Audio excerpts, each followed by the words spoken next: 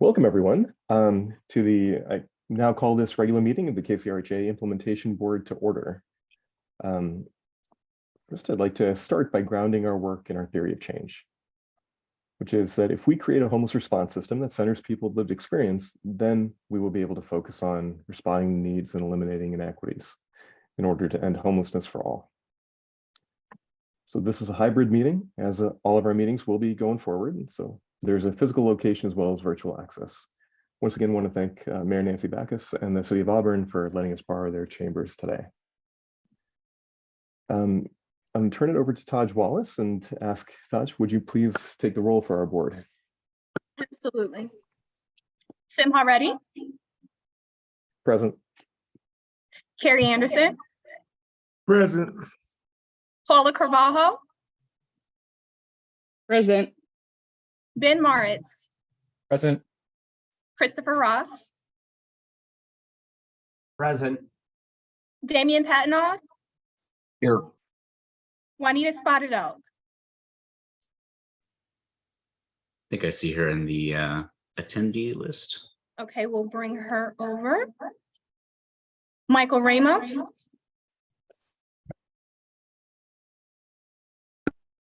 Okay, Nate Caminos. Present. John Shelmanek. Present. And I believe Gordon McHenry and Sarah Rankin said they were not going to attend the meeting today. Taj, I also see Michael Ramos in the public session, if you wouldn't mind bringing them over. Absolutely. And Lamont Green as well, who is standing as alternate for the open LEC position.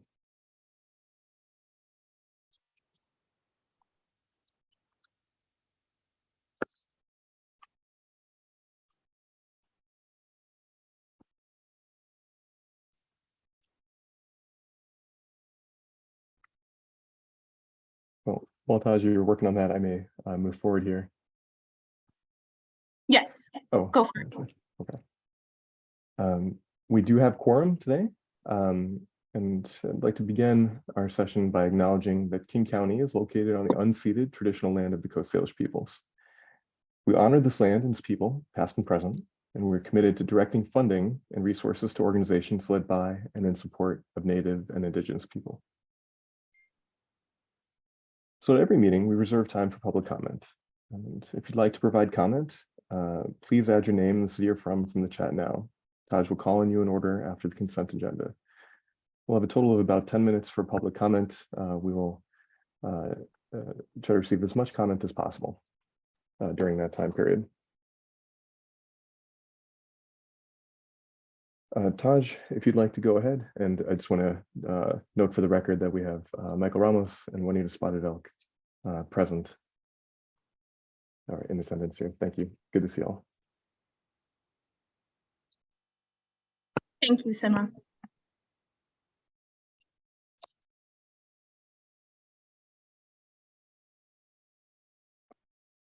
Sorry, I'm asking Taj to do two things at once. I'll give you a moment, Taj, to get Lamont over, and then whenever you'd like to, I'll get started on the consent agenda piece. I'm sorry. You can. Thank you.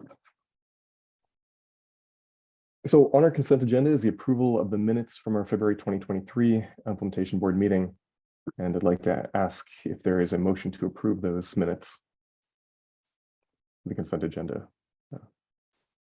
I just make a brief amendment. I wasn't present at last month's meeting, and it's documented that I am, and so just a transition of that to being absent.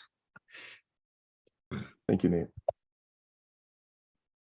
I move for adoption of the minutes with the necessary corrections. Pastor Carrie Anderson. And do we have a second? I second. Okay. All those in favor of the adoption of the amended consent agenda in minutes, say aye. Aye. Aye. Any opposed? Any abstentions? I'll abstain, just not having been present for the meeting. Thank you, Nate. The consent agenda passes. Yes, like before actually we move into public comment, I am going to ask the board to consider the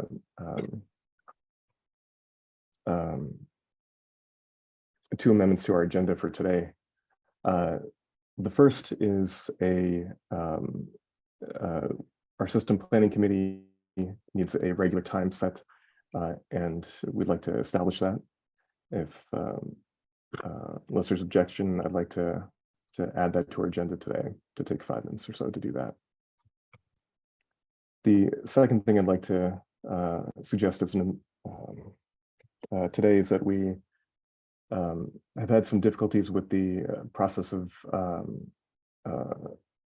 filling the lived experience seat left previously open by Harold Odom, and I've asked some of our KCRJ staff to be available to just share with us the sequence of events and sort of a plan moving forward. So I'd like to add those two items to the agenda to take place after public comment, establishment of a regular time for the system planning committee, and second, a review by staff of the lived experience seat application and nomination confirmation process. Anyone willing to second that I second. motion? Okay, thank you. Sorry, I'm running a little slow today, everyone. Sorry, Sima, could you just recap, please, the specific motion? Yes, sorry. This is a motion to amend our agenda for today to include 2 items. One is to add a regular meeting time for our system planning committee. A second is to have staff review for us the process by which the lived experience seat previously held by Harold Odom will be filled, and why it hasn't been filled to date. And thank you. And when do you want to insert those items? I'd like to put them in directly after public comment and then move on to our discussion of equity analysis. Excellent, thank you. Thank you, Ben, for the clarification. All those in favor of that motion, please say aye. Aye. Aye. Aye. Aye. Thank you. Any opposed to this motion to amend the agenda? Any abstentions? Okay, motion carries. Agenda is amended to add those 2 items. Thank you all. We now have 10 minutes for public comment. Taj, if you could help us move through that process. Yes, absolutely. So we recognize that for the past few meetings, we actually had a few issues with the timer and miscommunication with that. So moving forward, we are going to have all of our public attendees raise their hands if they want to make public comment, and then we'll have a stopwatch up as a shared screen so that way you can watch the 2-minute countdown. First, we're going to start with public comment here at the Auburn City Hall. The first person we have is Sam Harris. He is from the Diversion Management Information Systems. Sam, you have the floor. Hi, thanks for having me. My name is Sam Harris. 10 years ago, the Windermere Foundation asked my systems company to investigate the homeless industry. What we discovered was disheartening, to say the least. However, one fundamental systemic flaw stands out above all others. HMIS, the Homeless Management Information System, targets homelessness, and that's what we get. We wait for people to become vulnerable enough, missing opportunities to prevent the very crisis that overwhelms us. Meanwhile, scalable diversion programs stabilize prior to housing loss for about $2,000 a person. And the sooner we stabilize people, the less it costs. We need a system that will target HUD's mission, housing stability for all. So 4 years ago, we set to work redesigning HUD's resource allocation system and built an emergency response system for HUD's housing crisis, connecting the entire industry in real time. Workflow is centered around the applicant with real-time resource allocation and support, real-time accountability, and streaming first-person data with AI analytics to show us what works in real time. So we can dig in and figure out why things work and effectively share what we learn for a truly collaborative industry. We call it Diversion Management Information System, or DMIS, and it will prevent housing loss and create an affordable path toward ending homelessness. DMIS compiles all requirements of King County's 5-year plan and the federal strategic plan to prevent and end homelessness. For reference, the Washington State Auditor has already reached out to KCRHA to recommend further investigation into the system. The DMIS board comprises a wide range of expertise, from assistant director at the GAO to a member of the King County System Performance Committee with lived experience. Sam, I'm so sorry to interrupt, but you are at time. Okay, I'll you just so say much. thank you so much for your time. I'll be available after the meeting if you have any questions, and I'll leave my information with Taj. Thank you. Thank you, Sam.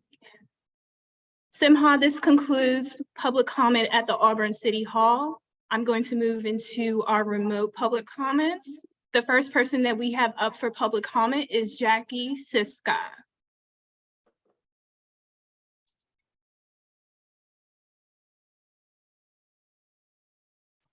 Jackie, when you're ready, you have the floor. Please remember to unmute yourself. Unmuted. Thank you.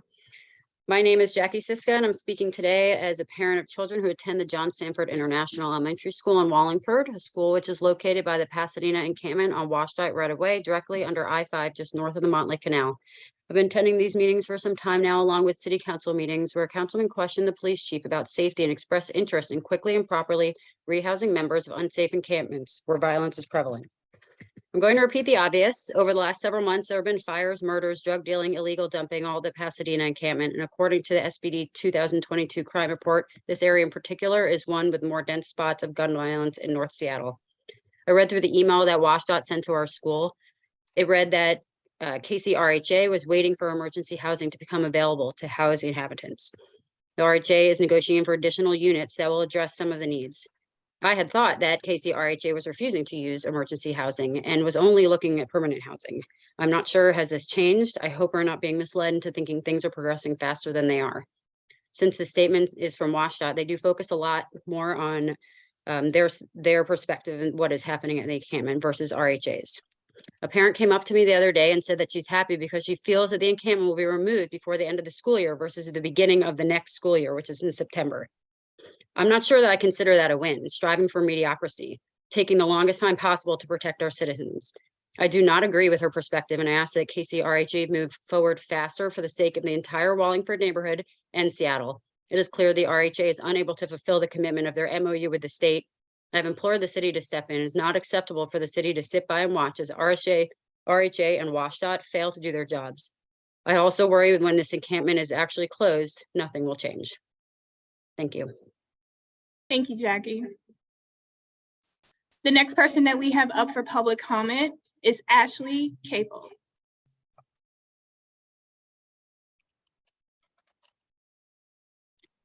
Ashley, when you're ready, you have the floor. Please remember to unmute yourself before speaking.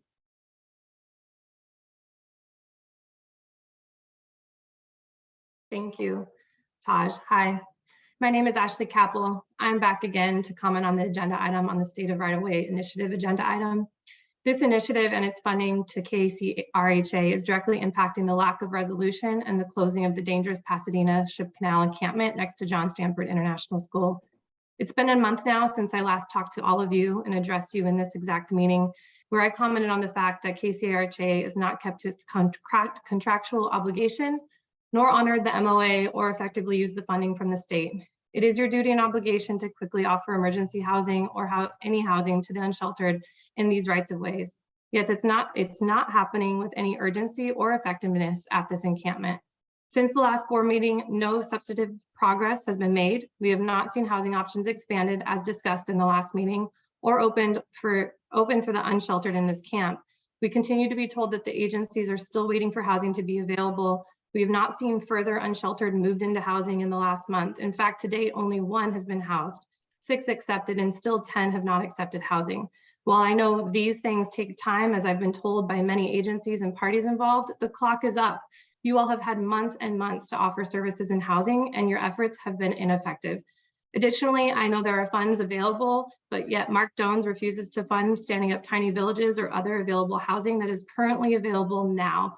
There are property, there are tiny homes, there are organizations willing to help, yet Mark tells us that he will not fund them or he is not funding them, despite there being plenty of funds from the state to do so.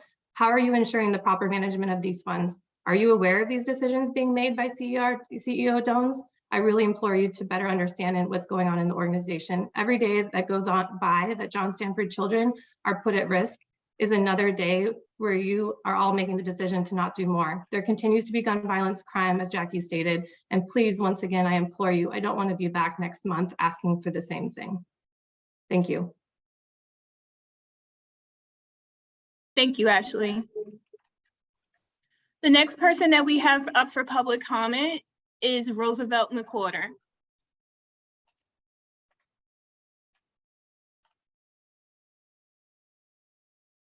Roosevelt, when you're ready, you have the floor. Please remember to unmute yourself. Thank you, Taj. Good afternoon. My name is Roosevelt McWhorter. I go with he, him pronouns. And I am a community organizer with the Washington State Lived Experience Coalition. First, I'd like to state our firm commitment of the LEC to work with the Continuum of Care Governance Board to end homelessness in King County. I'd like to state for the record that all other groups, County Council, City Council, Sound Cities, the Mayor of Seattle, County Executive, all handle their own selection process to appoint its representatives to be confirmed by the Implementation Board. We, the people with lived experience, should not be treated any differently and in a paternalistic manner as if we can't handle our own process. We can handle our own process. The Lived Experience Coalition has over 350 members and a 25-member leadership team that truly reflects our unhoused neighbors in King County across race, age, sexuality, gender, and ability in King County, to name a few. We would not go back to the days where one or two people with lived experience of homelessness are handpicked to serve as poster children with no accountability to the larger group. This is harmful, and it is partly why the Lived Experience Coalition was created. I ask that the Implementation Board pause of voting of executive officers until the lived experience seats are fully confirmed, and that a co-chair of the Implementation Board is from a lived experience seat. I thank you for your time. Thank you, Roosevelt. I believe we have time for at least one more public comment. Chair, can I make a motion? Chair, Oh, go ready? ahead, Can I Nate. make a motion to extend public comment by an additional 10 minutes? I see there's about 6 or 7 more people who signed up for public comment and made the time to join our meeting this afternoon, and hoping they may be heard, especially even though we have new agenda items today. We also, as I understand, are not having an executive session to take over the last half hour of today's meeting. And I'm, even if needed, willing to stay beyond the 4 o'clock hour to tackle some of those business items if the rest of the board agrees. Agreed. I'm supporting that. Is there a If that was a motion, I'll second. all those in favor? Aye. Any Aye. opposed? All right, motion passes. Taj, let's go ahead and extend that public comment period. Sure. Thank you. Okay, the next person that we have up for public comment is Shanae Marie. Please forgive me if I said your name incorrectly.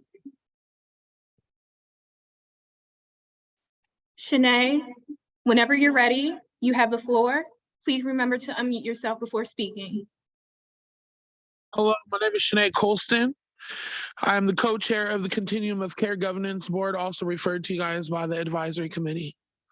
I'd just like to let you know that in regards to the memo that was sent out by KCRHA, it states in there that in a receipt of the directive to create an open application process for the implementation board and the governing board, that it's members with lived experience. But this memo offers a revised protocol for appointments. And to be clear, that the COC governance board did not, I repeat, did not issue a directive to KCRHA to create an application process. What we did ask for was that we wanted to know what that process was and how that was going to affect people and what the equitability process was that. And in that, you know, it just doesn't seem equitable to be voting on that today in regards to the COC not being able to advise or even commit to or know the information that was asked of them. It's been an ongoing challenge when the COC board asks for information and is brought like voting things and are expected to vote on things immediately without clear directives of what they're voting on and how they're exposed to like process that information. So it's just concerning that we've continued to have these same challenges and expectations are not being met.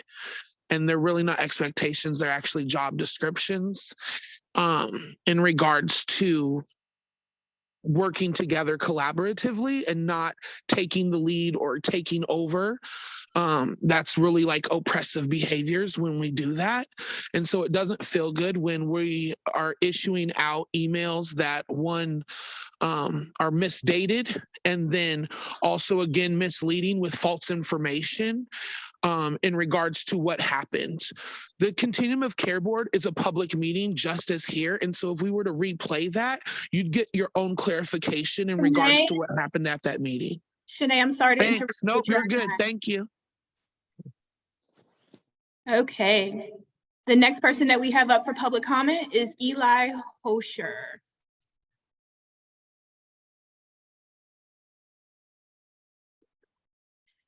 Eli, whenever you're ready, you have the floor. Please remember to unmute yourself. Great, thank you so much. Hello, my name is Eli Hosher, and I'm the parent of a fourth grader who attends John Stanford Elementary School. And so far, the plans to remove the Canal Shipbridge encampment are unacceptable. This needs to be prioritized over all other sites in the city, in particular, because this one is sitting next to an elementary school. I've been in several of these meetings. We keep demanding immediate action, and we really do mean it. So far, one person has accepted housing. The encampment's removal timeline is based on available housing. Like, this is just, it's time to change the strategy. It's time to address this in a different way. This needs to get expedited immediately before someone else gets hurt or killed. There's recent and ongoing crime at this encampment still. It is an issue. There was a bullet that flew through someone's home last week. Every day that encampment is allowed to exist, you're personally endangering everyone involved, and that is the unsheltered, the community, and most importantly, children. The people in Seattle have eyes. They can see what is happening around them. And if you don't move, they're going to move you all out. So less talk, no more Zoom calls, put your charts away, stop digging through data, immediate action. We want a timeline. We want information on how that encampment is going to be closed, what happens after it's closed, how you're going to stop people from going back into that encampment after it's closed. We need more information, more action immediately. Thank you. Thank you, Eli. The next person that we have up for public comment is Andrea from We Heart Seattle.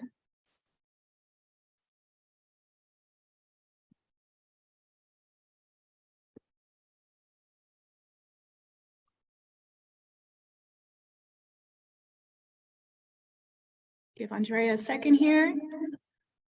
Andrea, when you're ready, you have the floor. Please remember to unmute yourself. Thank you. Yep, my name is Andrea with We Heart Seattle. I want to second Franklin. It was actually a topic I wanted to bring up about what the process is to have people join the Lived Experience Coalition meetings, to engage. What's the schedule? Where do people meet? How do people apply for that board position as a private funded Clean Plus outreach team? You know, we certainly have a lot of employees who come and work for us that are curious as well. So we have that question as well, Franklin. My concern is there's a lot of bias towards, how we approach homelessness. And, I think someone like Franklin and myself believe there should be accountability, discipline, and structure, and personal responsibility and programming that lead a person down a pathway towards self-sufficiency and community integration. And I don't think that King County RHA shares that. And so my concern is there's a lot of bias. Our organization has pulled over 3,000 pages of public record where We Heart, our staff, our board have been mentioned, and it's egregiously biased towards us as a provider.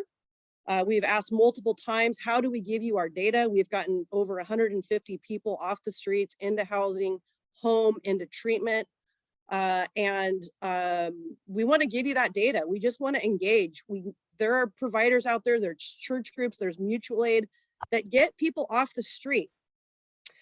We want to give you that data. Our attorneys have those records in hand, and we'll be getting back to you shortly on our findings. Lastly, with regard to the Ship Canal Bridge, we've pulled 20,000 pounds of trash from underneath that bridge. I will tell you, it's an open air drug scene.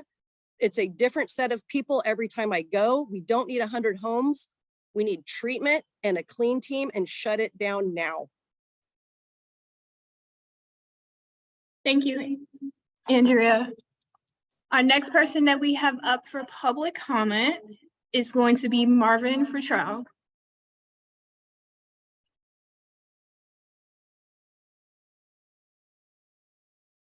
Marvin, when you're ready, you have the floor. Please remember to unmute yourself.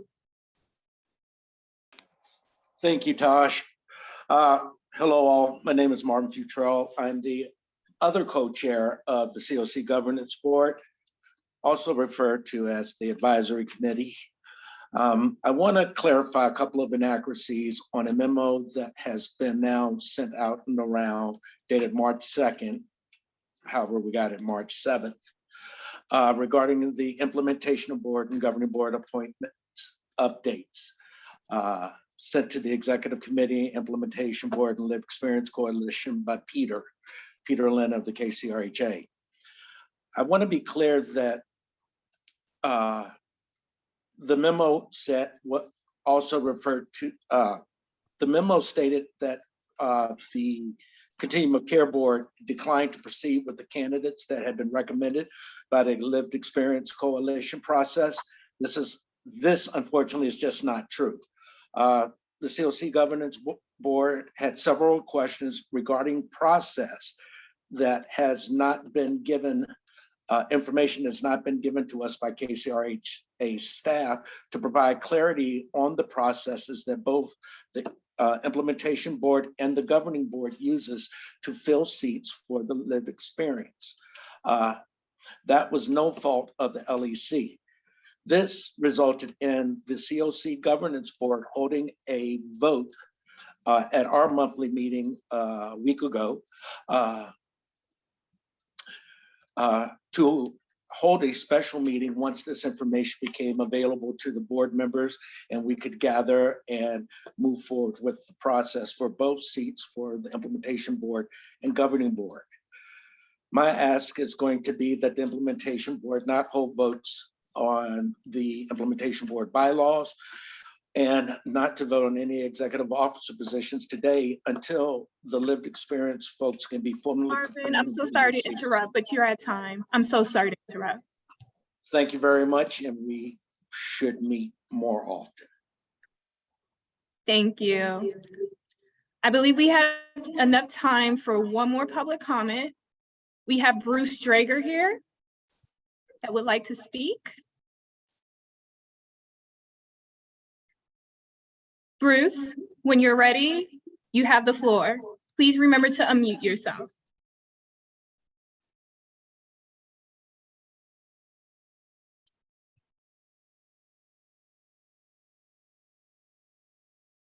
Bruce, are you there?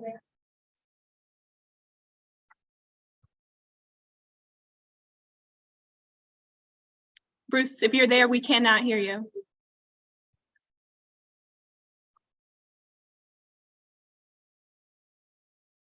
We still cannot hear you. Okay, we're Can you going hear to me? go. There we go. Okay. You have one extra button. This is the first time I've done this, so I'm sorry about that. And No it's worries. not letting, I want my video to go, but it's not going. Oh, here, hang on, allow, there we go. I'm ticking. Okay, ladies and gentlemen, thanks for having me. I represent my organization, Green Lake Homeless Advocates, but more importantly, I represent the almost 500 folks that I've worked with in encampments in 20 different encampments across the city. I'm going to sort of provide you the opposites perspective here, and that's from the homeless folks themselves. And notwithstanding what the sort of the public statement is about what's been going on, they've been sweeping with impunity in all the camps that I go to. And I want you to know, I've written reports for all of these folks, and I can provide reports on what happened at all these camps, where folks went and where they are now. And like I said, of the almost 500 folks that I've been working with over the last year and a half, only 98 of them were placed in what I would consider to be a viable transitional housing option. And of those 98, 9 of those have been placed in permanent housing. So we're looking at about 2% of the population that has made it to permanent housing. So sweeps don't work, folks. And I know that there's been a lot of impassioned plea from everyone. And my heart goes out to people that where they're my John Stanford and everything, but the sweeps, they're just going to end up somewhere else. I continue to, the people I work with in the camp that I'm in right now, those 30 individuals all came from camps that were nearby, and they're going to end up on someone else's doorstep. We need a viable option to solve this problem and get them into housing. So I urge you to reach out to me at dragerbruce@gmail if you want to get those reports from me. Thank you so much, Bruce. So we are going to continue with the last 3 public comments that we have remotely.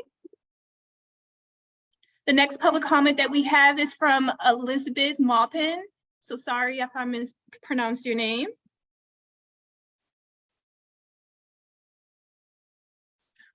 Elizabeth, when you're ready, you have the floor.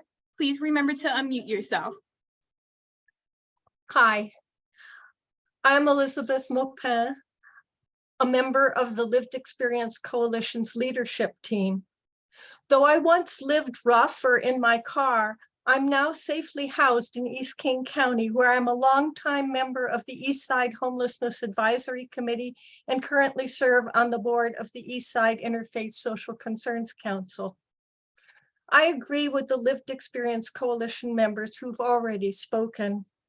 And I would like to speak to the issues of transparency and accountability to our unhoused neighbors and to residents. The Lived Experience Coalition has a 25-member leadership team that meets weekly and holds conversations about how we make decisions. Following these meetings, we regularly bring matters to the general membership for further discussion to ensure that we are moving forward with a high degree of consensus.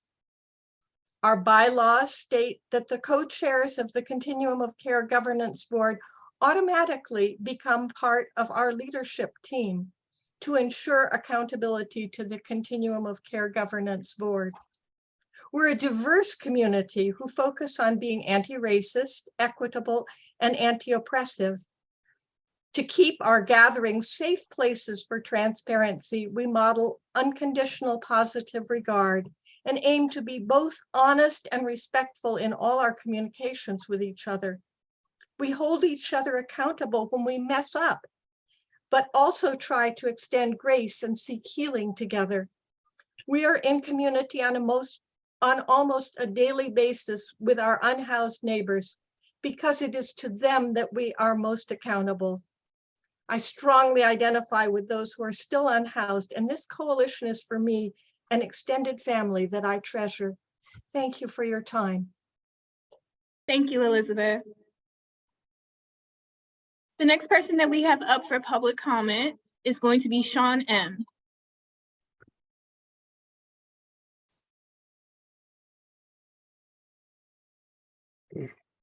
Sean, when you're ready, you have the floor. Please remember to unmute yourself. Thank you. My name is Sean Makareen, and I'm a director of community organizing with the Washington State Lived Experience Coalition. I'd like to sum up to say the LEC is committed to preventing homelessness and being a good partner with RHA. We've always been really passionate and excited about this project because the LEC, along with others, has been able to co-design it and be in it from the beginning. And we're so excited and happy that the lived experience voice is involved in this process. But partnership just isn't words, it's honesty. Partnerships take integrity. Partnerships require accountability. They require admitting mistakes. Partnerships are collaboration. Partnership is also grace, forgiveness, and mercy. But more than anything for the LEC, it really means partnership is struggling together and never throwing each other away. And so out of that, I've recognized that my kinship with all living beings, and I've made it up in my mind that I'm not one bit better than the lowest person on this planet. And while there's one soul on the streets, I'm not free. And as a constituent, of this state, as a person with lived experience, as a person who's had his native indigenous land stripped from them, we demand the same from you in this government position. We don't want empty words. We're sick of hollow words. We don't want your land acknowledgements if they don't come with land. So we want partners, and we want you to be on our level, which is we're not happy so long as there's one person out on the streets in this county. Thank you, Sean.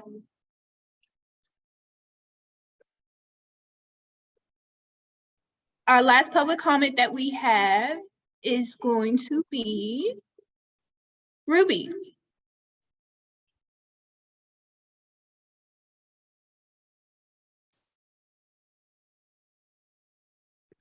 Ruby, when you're ready, you have the floor.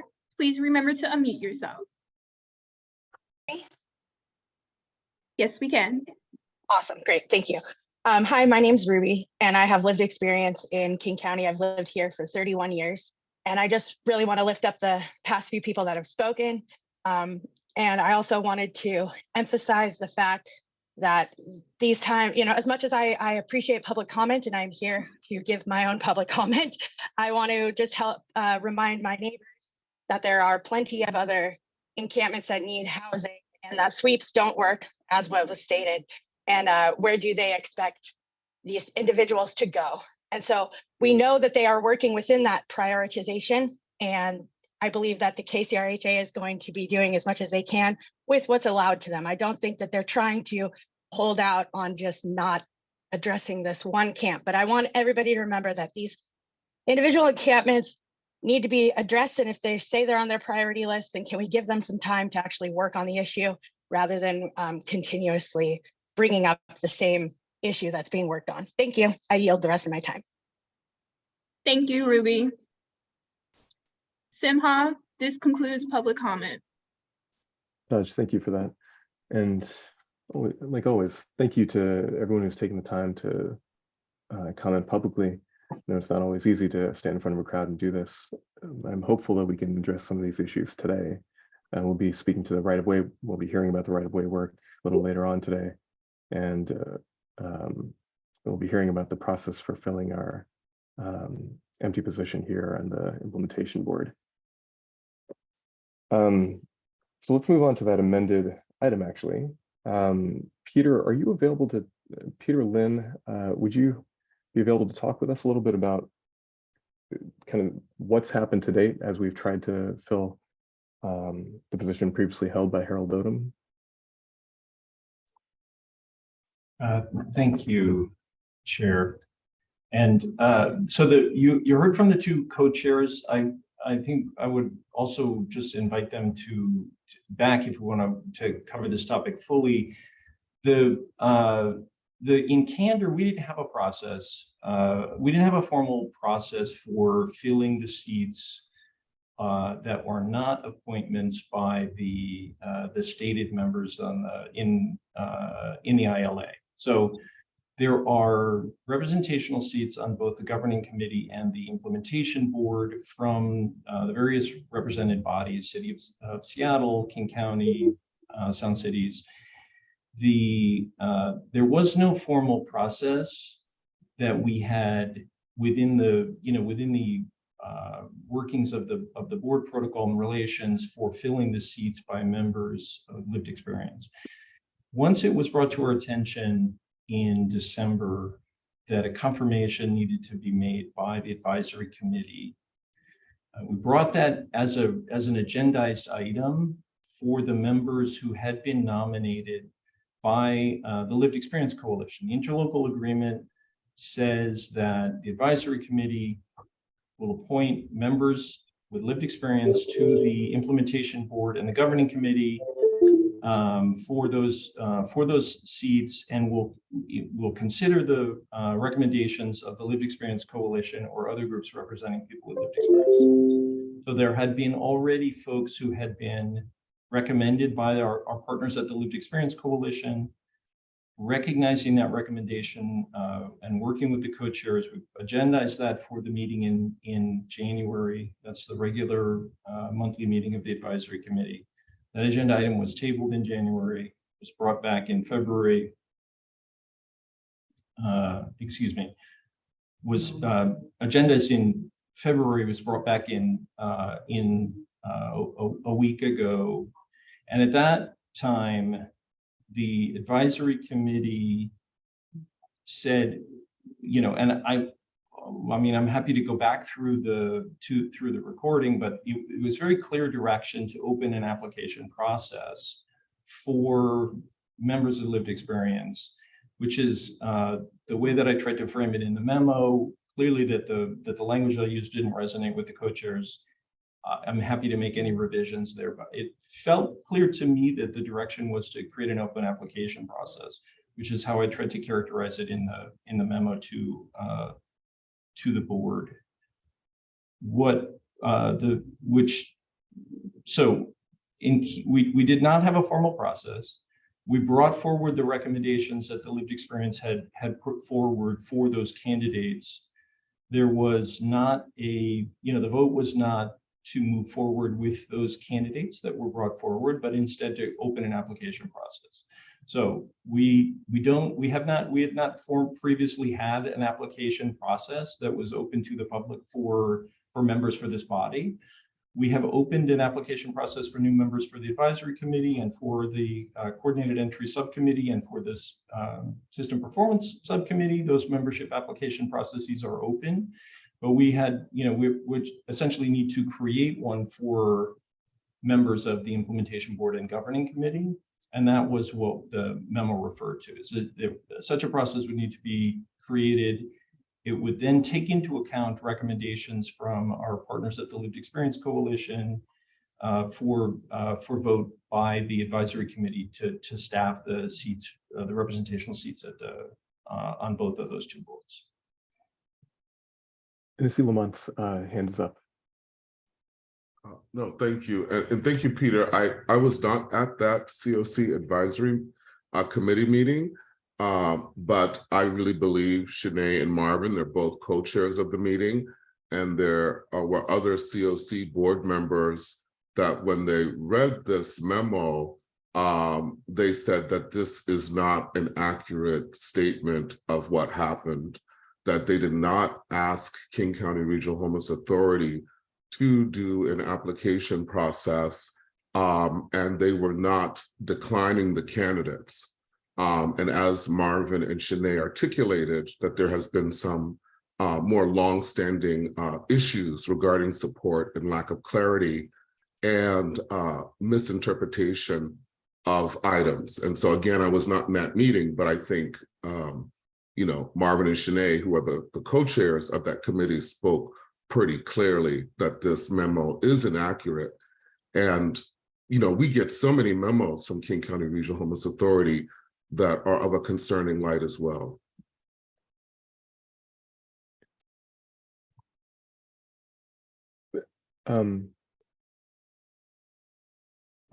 Unless someone else has a question or comment, may I speak for a moment? I just want to make sure that I want to set the framing both, for the public, but also to make sure we're all on the same page as a board in terms of sequencing the the implementation board has no role in choosing its own members. They're appointed by various bodies.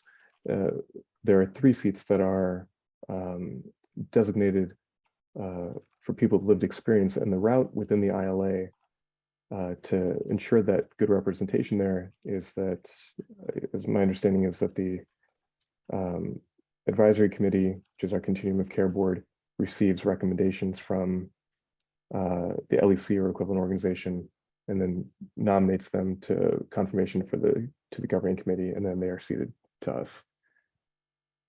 And what happened here initially was that we had, my understanding at least, was that the LEC had Keisha Brandon as their recommended person to fill Harold Odom's seat, and Jaja Floyd as a designated alternate. Both of them were, I think, confirmed by the governing committee. And so the expectation was they were part of the board, but they never received actual nomination. They didn't pass through that advisory committee piece. And what I'm hearing now is that there is a real need to have a good process and transparency around how these seats are filled. And I guess that was sort of my framing. And the one ask I would have of at least staff is, Peter, I think I saw a memo from you yesterday on this topic, or that's being referenced. It would be helpful for, even though we don't choose our members, I do think it'd be helpful for the implementation board members to get a chance to see that memo as well. If you could forward that on to the entire board, I think that'd be of some help. Sorry, I'll stop talking there. And I see Ben's hand up. Hi. Thank you, Sima. Thank you, Peter. Thank you very much to the COC board members who came to give public comment. I guess I just have a question of what is the next step here, and how long do we think it will take to get this resolved? I know that all of us share share a belief that having folks with lived experience on this board is absolutely critical for our success. So is there like a specific plan, or does someone need to make one?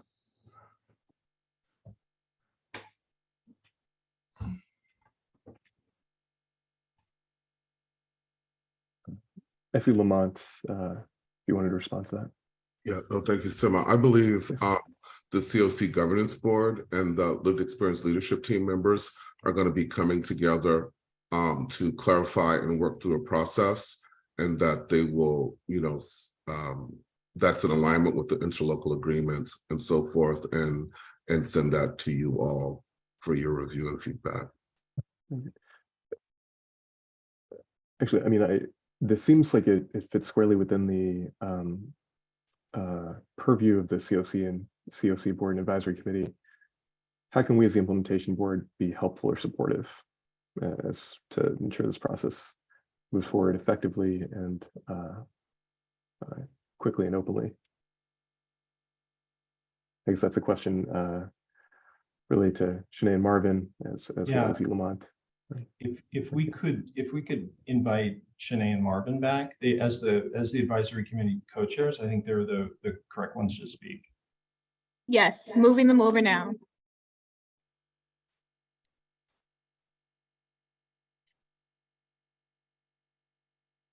I think it would also be appropriate to hear from members of the implementation board who are part of the Lived Experience Coalition and make sure they're invited to speak. And they may have some important contributions as well to make. Thank you, Michael. Juanita, do you have other thoughts you'd like to share or questions?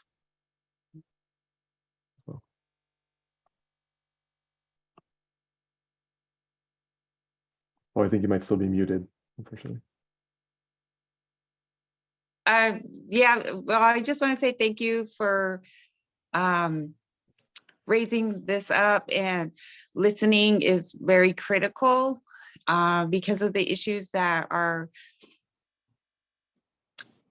obviously we heard that from the public, and being able to work on all the problems that need to be resolved, and all collaboration, unity, and being mindful about our history and bringing it into this space with racial justice. I'm kind of shocked that it's March going into April, and this is the first that I've heard this issue raised in selecting. I thought the people that we put forward from the LEC, State of Washington, the names that they were approved. My alternate, Zaja, has stepped in for me so that I can attend some personal issues.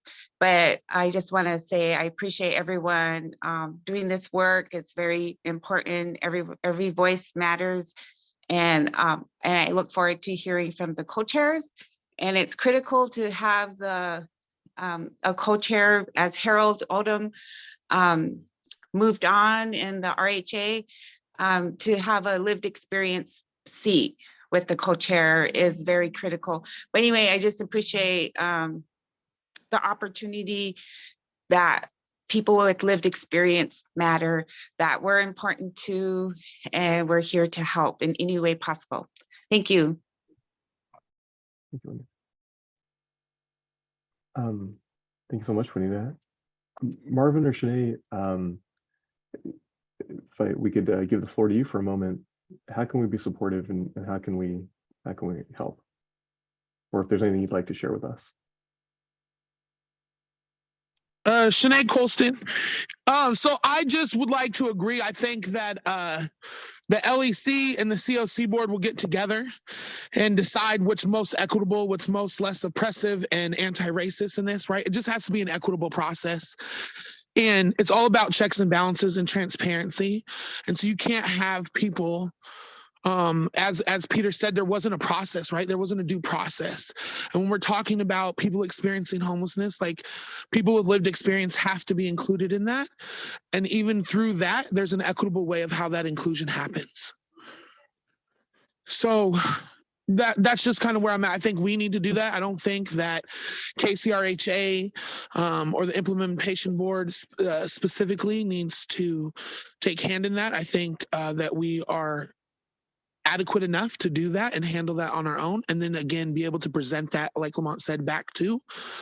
And again, we were just asking today for those not to be passed because some of those are the voting is specific to those seats being filled, right? And if we don't have people with lived experience and we're passing bylaws and stuff, then that voice is not really included.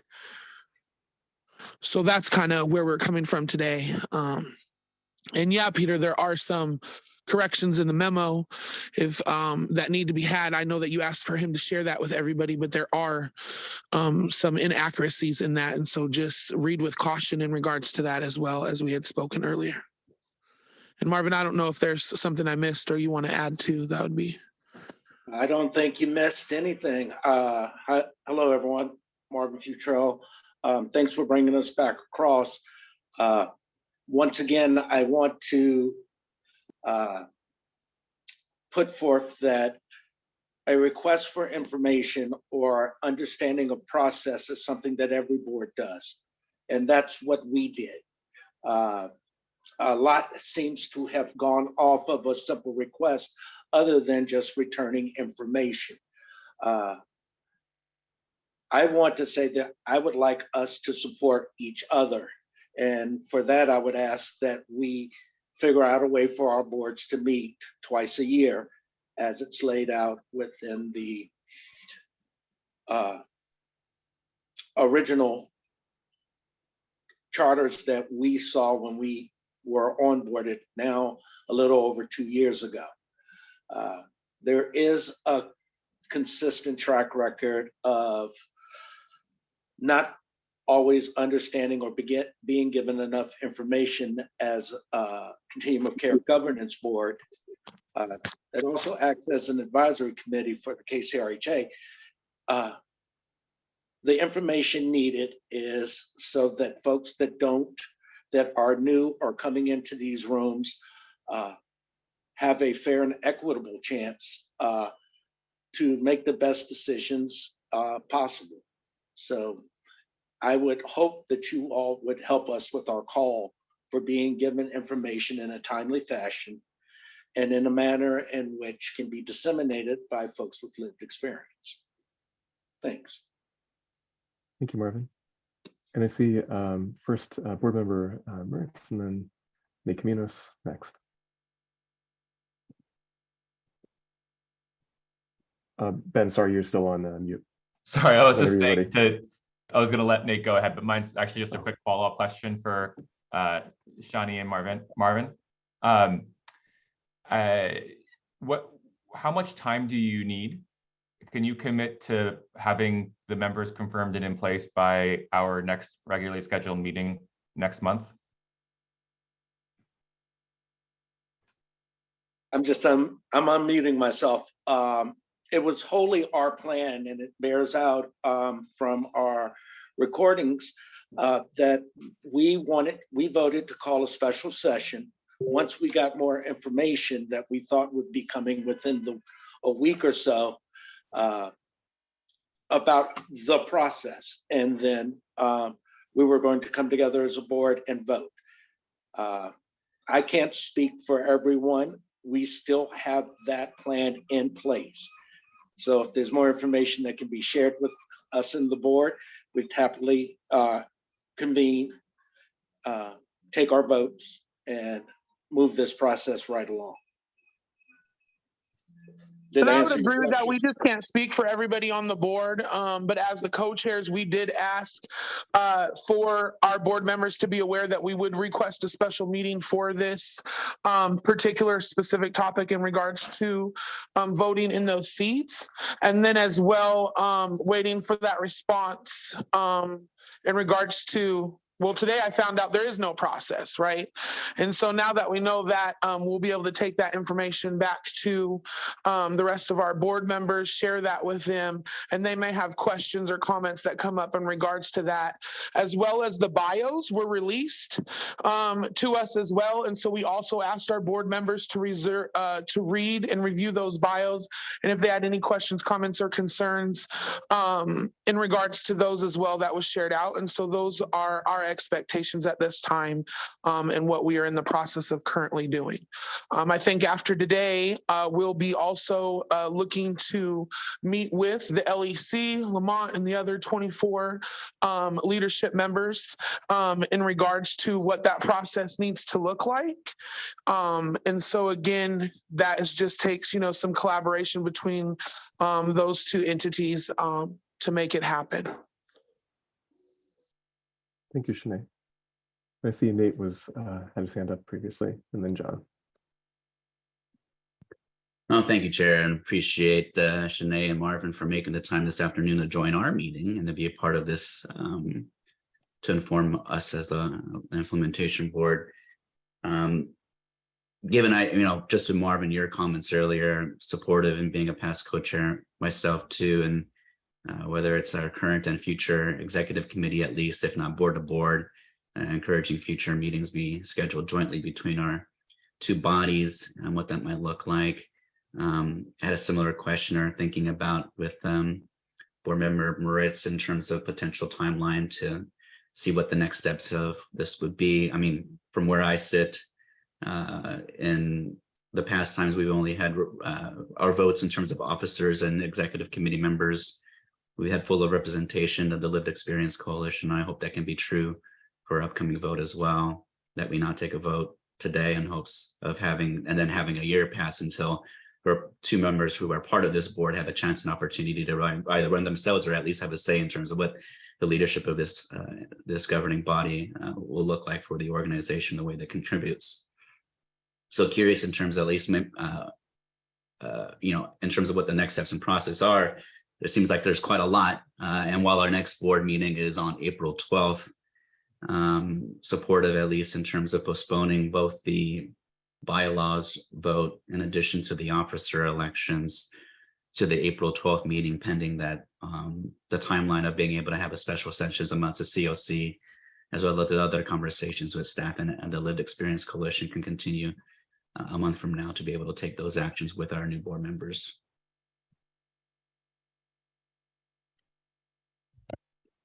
John? Okay.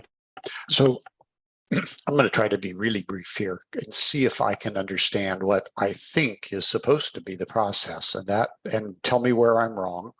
The LEC meets as an entity and determines who it will nominate.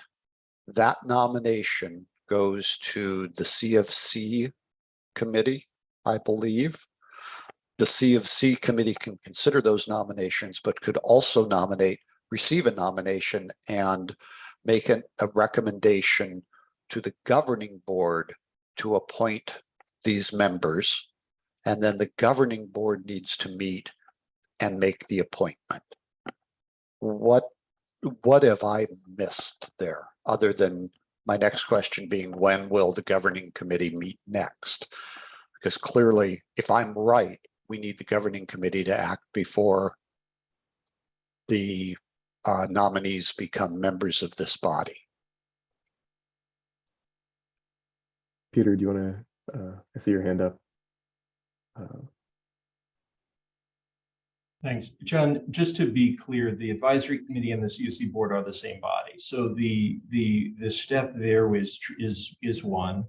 The advisory committee has the role in the interlocal agreement to appoint 3 members to the implementation board, considering recommendations from the Coalition on Lived Experience. So they've indicated that they will caucus on that, and they've recommended a special meeting. The interlocal agreement does require that implementation board members be confirmed by the governing committee. So the appointments that come out of that process that the advisory committee just indicated, that the co-chairs just indicated would be undertaken, would then be brought to the governing committee for confirmation. So there is a 2-step process for implementation board members. So process for governing committee members, that's more direct. But for implementation board members, the governing committee does have the confirmation. Okay, so can the stars align so that the people get appointed prior to our April meeting, which quite frankly is when we're supposed to be adopting the 5-year plan?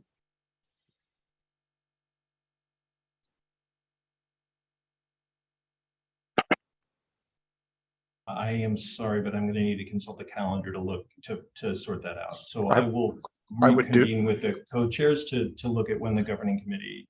I do that, but I've got 2 screens and everything's in working. If I could interject, it depends on what the COC board and the LEC comes up with. If the current folks that are put forward in the recommendation are approved by the COC board, they've already been vetted and confirmed by the governing board. That process happened out of sequence. So Okisha, Brandon, and Jaja have already been confirmed by the governing board. Oh, interesting. Okay. But going forward in the future, and I don't know what's going to happen here, and I'm not suggesting that it be done one way or another. But in the future, the way I outlined it, with the exception of using the COC board, it would be the advisory board, which is the same, essentially, I think the same board. That would be the process that would go forward. Yes, sir. But we have not seen the advisory board take an action on Okisha. And have they taken an action on Jaja as the alternate? No, sir. Okay. Okay. Well, I just from my standpoint as a board member, we need to be full up and running. And if everybody could just collaborate, get this done, I'd sure appreciate it.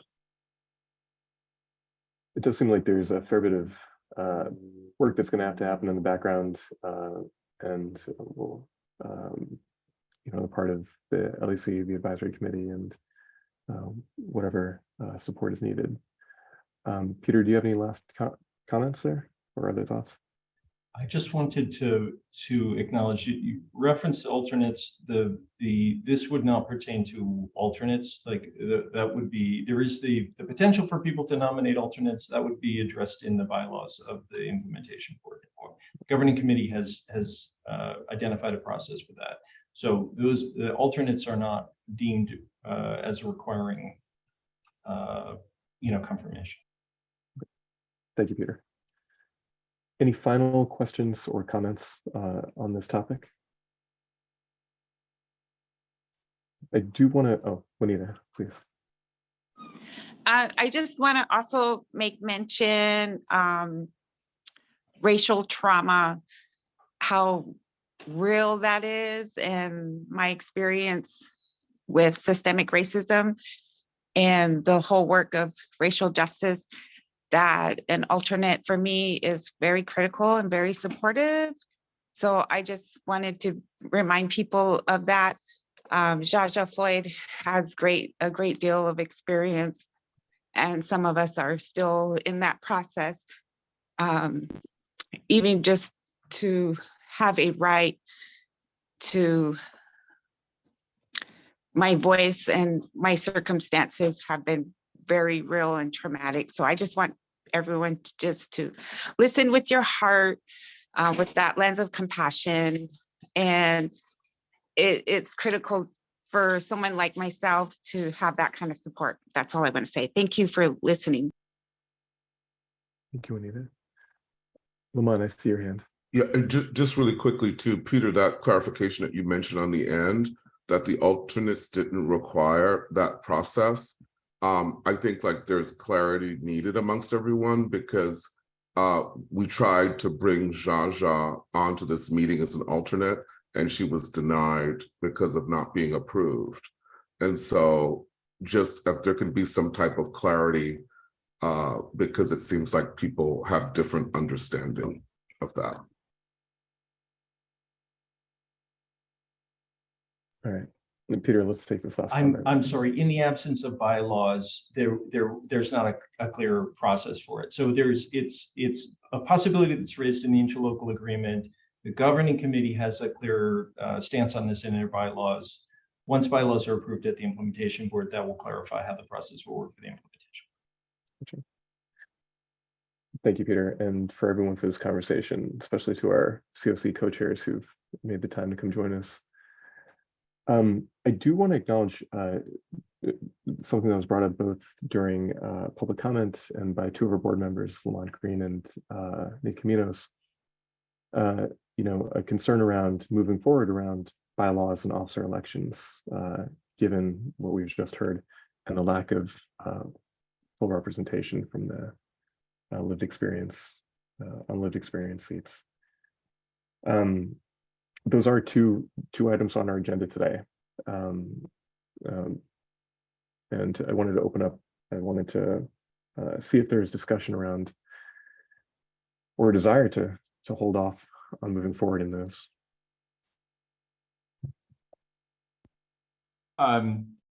Simha, I think that we probably need to wait on the votes on these important issues. I think that especially given that Sarah, basically only have 1 out of the 3 lived experience people on the board for this at this time, and I don't think it's appropriate to move forward without a quorum of that particular important delegation.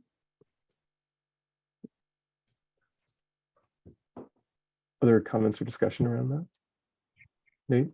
Just going back to my original comments too, given what we have for the rest of this afternoon, I'd be open to making a motion or being supportive of a motion that we would still hear the presentation from Aaron Brian Thomas on the bylaws, but we will postpone the vote for that item in addition to officer elections until hopefully the April meeting at our next monthly meeting. All right.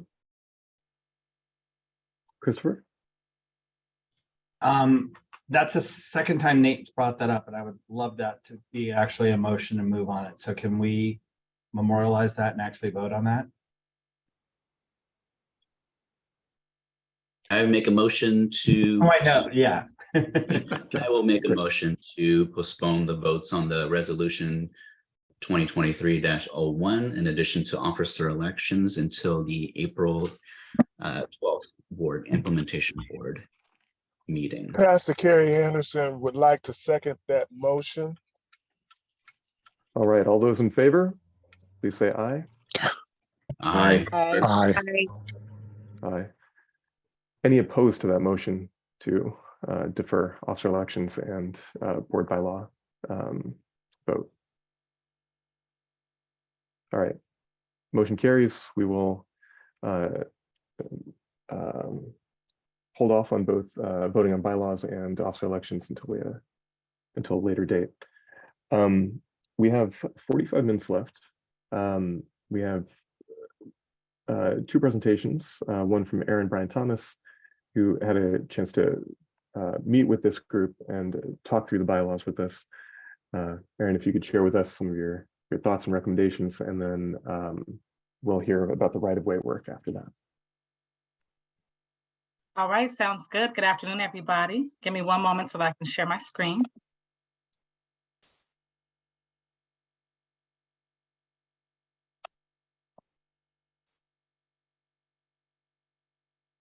Just want to confirm that you all can see my screen. All right. Yes. Yeah. Thank you. My name is Erin Bryant Thomas. My pronouns are she and her. I serve as the Director of Equity and Justice at King County Regional Homelessness Authority. And I just want to say Happy International Women's Day. I wanted to quickly honor Ava DuVernay, who's an American filmmaker, and read her quote: "Ignore the glass ceiling and do your work. If you're focusing on the glass ceiling, focusing on what you don't have, focusing on the limitations, then you will be limited." She's a famous filmmaker, and check out her documentary 13th. We will move past our KCRHA mission and theory of change. I encourage our public to check it out on our website, but we are very familiar with our mission and theory of change, so I will keep it moving. What I want to briefly go over today is our purpose of the racial equity analysis that we did, our process overview, how we did it, some of the key takeaways, really what came up, what was unearthed by our discussion, and then our next steps, and then just offer some resources. And so the racial equity analysis is simply an examination of how marginalized groups will be affected by a proposed action or decision. This tool is used to minimize unintended consequences in a variety of contexts, including policies, practices, programs, plans, and budgetary decisions. This process is a vital tool for preventing institutional racism and identifying equitable practices. The board used this particular process as an opportunity to assess really the helps and harms of the currently written bylaws. And so what we did was we scheduled several sessions. And so we had a total of 3 two-hour sessions to discuss the implementation bylaws. We intentionally collectively read the bylaws to fully understand, comprehend, and take time to really interpret what those bylaws meant. We asked critical thinking questions to get the group to a helps and harms analysis. And then we had group discussion to understand our current state and where we're trying to go, right? A desired state. So some of my key takeaways were one, process, which we were just in conversation about in real time, right? And so understanding what the interlocal agreement says, understanding what the bylaw says, and really moving it from rhetoric to action. And so when we have a person to vacate a seat, what do we do? What is our process? And so that is a key takeaway, that we need to develop process, right? The Open Public Meeting Act is something that also came up. And so really understanding that process. Right now we are in a public open meeting where folks can participate, watch, do public comment, and also it's a recording for folks to refer back to. But what all does that entail, right? So really understanding that process of open public and meeting acts. A vetted alternate pool, as you all were talking about, right? So that's another piece that came up around process. How do we do that? And understand, and also process around folks with lived experience. Are they coming from a collective group, a coalition, mutual aid group, faith-based organization, or are they showing up as an individual? What is the process, right? And so those are some of the key takeaways around process. Another key takeaway was a theme that came up was relationships. And so this board talked about wanting to bring humanity to the board, really wanting to build relationship and cohesion, right, in decision making. And so having more meet and greets, one-on-ones, onboarding of new board members, retreats, and gatherings. And so that's something that I just wanted to lift up, and we have to find ways that we can actualize it. You all also talked about board effectiveness. And so education was top of mind, right? You talked about how you want to be an empowered board, and you want to do that through education. Leadership and professional development. You want to be clear around what your roles and responsibilities are as a board. Shared leadership, shared decision-making, and communication. And really, over-communicating is okay. And so you all want to make sure that you're showing up your best selves and that you're an effective board. Another piece was culture. And one of the board members really intentionally lifted up and said, you know, sometimes I need to scale back and make sure that I'm centering the voices of our board members with lived experience. And so prioritizing voices of lived experience, which you all just modeled in real time. Support, and so a culture of support. There are folks on this board who have previously served as board members, and so you have experience.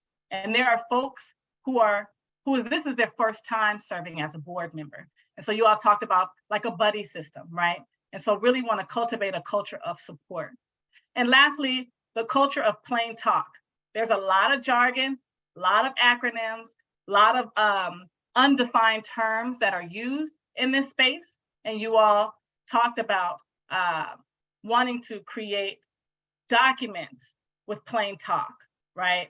That all people can understand. And so those are just some of the key takeaways that I wanted to share with the group today. Simply next steps.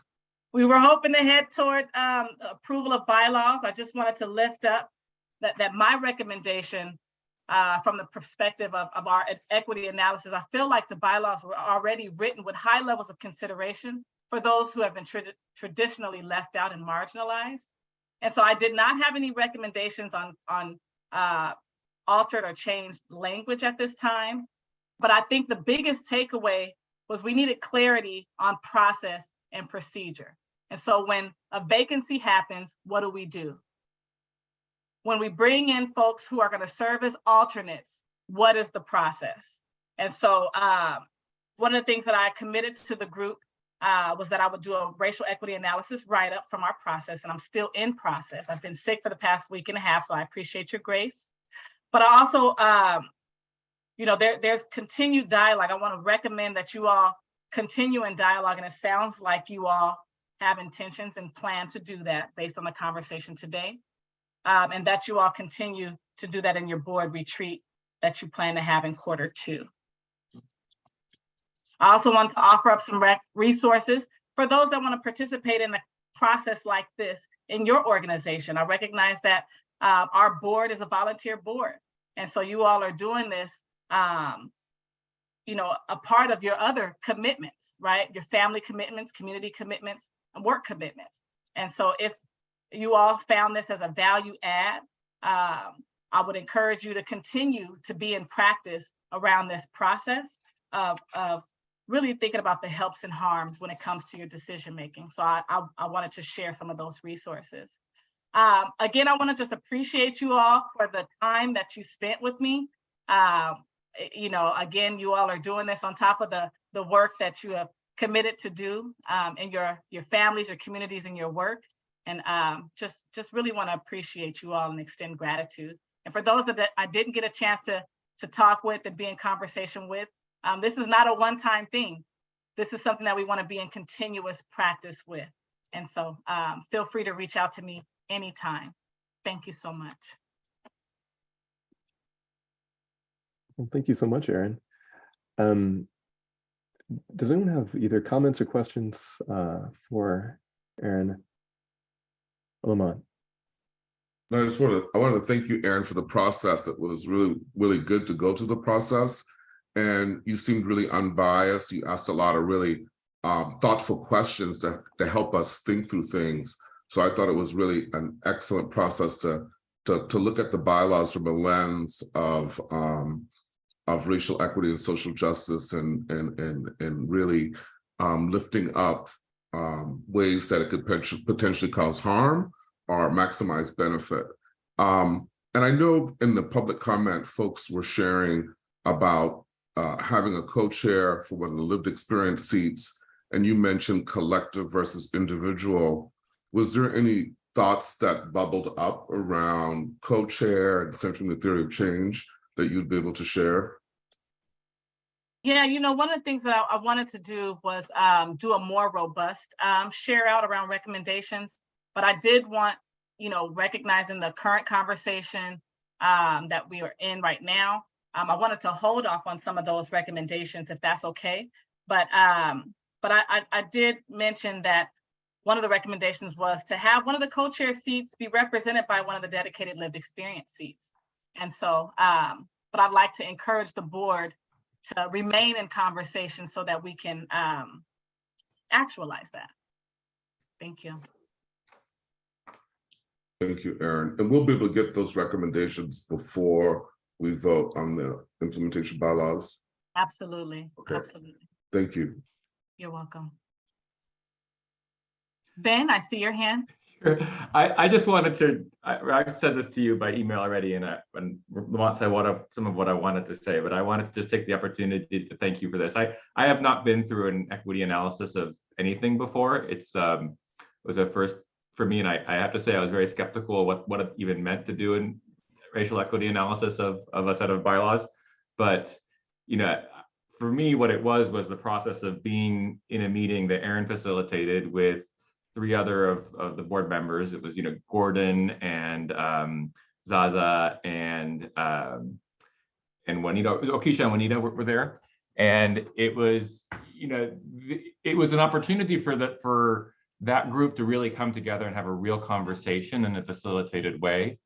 And what, I think we all learned something from that experience. And I think that, those are 4 people that had totally different backgrounds, right? And being able to come together and have a conversation was, led me to understand a little bit more about why we have this structure of the board that we have that has people that have really different roles on it. And in particular, one of the things that came out of the conversation for me was the folks in that group with lived experience talking about how in the past they haven't had their voices heard because they haven't been called on, they haven't been admitted to the meeting, in part because people like me take up all the airtime. But we have the opportunity through the bylaws and through the structure of the board to set them up for success. And part of that is having the alternate role in place, which I understand is important to be able to provide the kind of coaching and continuity. The term alternate doesn't really capture what those people are doing to support our board members. It's more than just showing up when you can't make it. It's really about being part of the team and helping to make you more successful. But there was a lot of things that that we need to do to help to really support those board members and people with lived experience and otherwise who don't have as much experience being part of a governance process like this, so that they fully understand and can contribute with their real world experience into these very bureaucratic problems that we happen to have. And so, to that end, complicated processes like this nominating stuff, it just added necessary barriers. And I did just want to to make one thing connected back to this nomination process. The people that have been put forward who are meant to be on this board now, who have been kept out of these meetings for months and months due to bureaucratic processes, those are also people that have been kept out of housing and other resources due to bureaucratic processes. And it's, you know, I just want to apologize on behalf of the system to you folks, you know, Zaza and Okisha, who I know are on this meeting and unable to make comments because I know you're here because of that. I would be pissed if that was me. And I think that, so I guess that we don't have like clear recommendations on the bylaws, but I do want to say thank you one last time for this process that we've gone through, which really has helped me understand a lot more about what we're trying to do here in this board. And so thank you to all of you for that. And I think we can try and make that more specific as we get into the next iterations of the bylaws.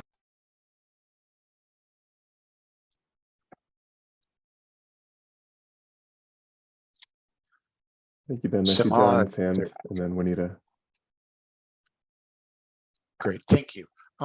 So there is one area, again, sort of scrolling through here and taking a look at things that two topics that kind of come together from this meeting. One, who is an alternate and how are they named? And how many of them are there? And then the sections that deal with executive session and attorney-client privilege. The answer to the question of who is an alternate and who can attend, those give me great pause for concern. Executive session is something that is done and you are not supposed to talk about it outside of the meeting. And then the other thing is who can attend. So if you had two alternates to a sitting board member, can both of those alternates and the sitting board member attend? Those are two areas that I just think would need some massaging and maybe maybe it's already been done, but running it through legal counsel. My experience is it's really important to understand the rules of that, and in particular attorney-client privilege. And if you begin to talk about something publicly, you may have waived attorney-client privilege. And this is something all of us need to understand. You may have waived attorney-client privilege for that issue. That's not just an issue of alternates. Well, thank you, John. And I saw Juanita had her hand up as well. Hi, I just want to mention something regarding disabilities. And for a person who can't hear, has somebody in the room who's signing, and to be able to have that right to help and bringing in that kind of support and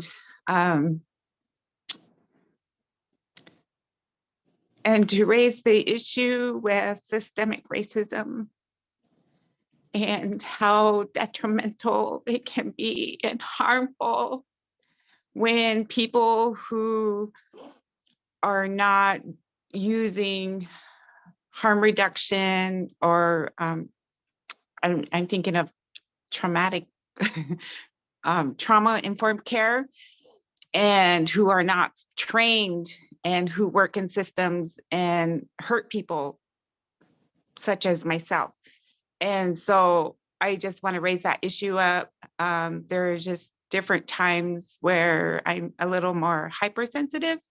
And if everybody has heard my story a little bit, and just the wounding that this has caused in my life and my children's life, it can be very emotional for me because that pain is very real.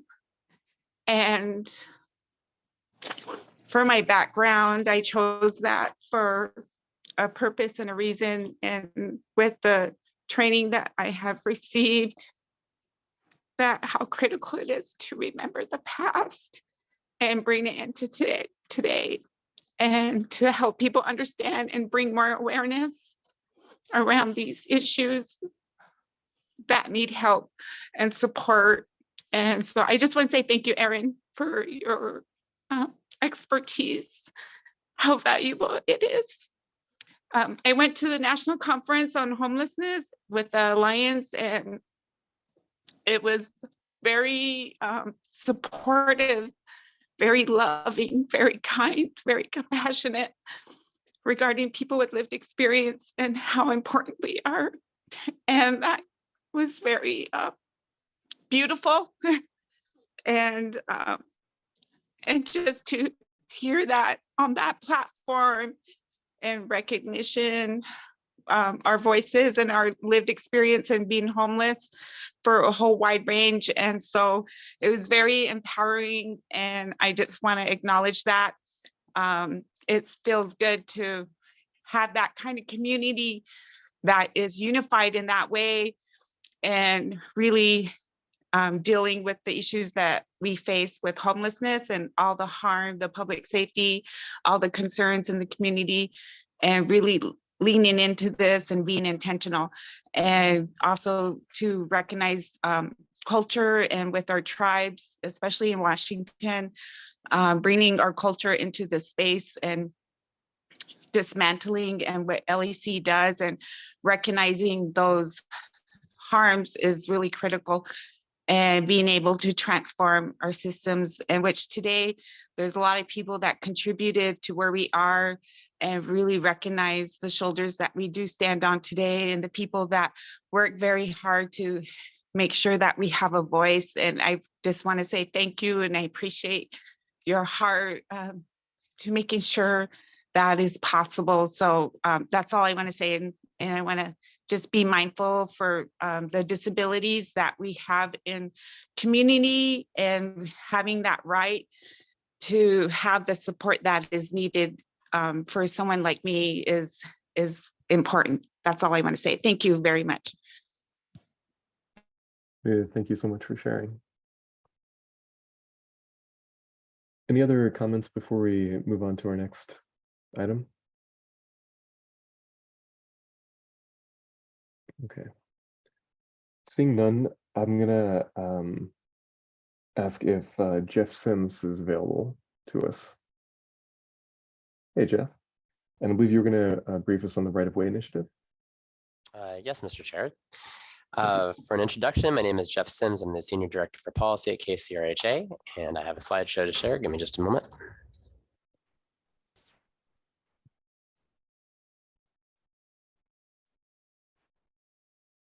Actually, apologies. It's not allowing me to share my, oh, there we go. I think it's working now. Mr. Chair, can you confirm that you can see it okay? Yes, we can. Thank you. Great, thank you. So I thought that it'd be helpful first to begin with a background on the funding that was received from the Washington Department of Commerce as part of the initiative to respond to encampments that are on state-owned rights-of-way. This is the application that KCRHA sent in back in, or what ended up being our final award through after an application process back last summer. You can see that there's 5 main categories in there. The first is field operations and a hotel shelter. Where possible, I designated how many housing units or emergency housing units are associated with the investment. So the first line is a hotel shelter and many of our field operations that operate, as well as the operations of that hotel shelter. The next is the cost to acquire a building that was under construction at the time and continues to be under construction. We worked with a provider to undertake that. Then you see the operations of that building, about what it costs per year to operate it. Then we received additional funding that are restricted to the use for permanent housing. And I'm going to get to an update in a moment on how we're utilizing those funds. And then finally, administrative costs and other direct service costs, such as like the field team or on-site things like having porta potties on site, anything like that we're using for site stabilization work. So in total, we got a one-time award in the first year of $49.2 million, $16.6 million of that is ongoing funding. So once we stand up housing, we obviously want to make sure we're providing the ongoing resources so that those units are maintained going forward. And that's what the ongoing funding amount is. With that as background, I thought it'd be useful to, actually, I guess one other piece of context might be helpful here. Having this kind of designated funding is especially helpful because in responding to encampments, if we do not approach it with making offers that match the needs of the individuals that are there and allow and respond to their in unique circumstances. We know from history that they either won't accept that placement, they'll just move to another location and continue camping, or even if they do go into a placement, they'll quickly leave and return to the street. So really resolving these locations requires approaching with the mindset of providing the appropriately matched housing resources that we can come with. For example, across the 3 locations that we're activated in right now, we have far fewer PSH beds than we have individuals that are matched for.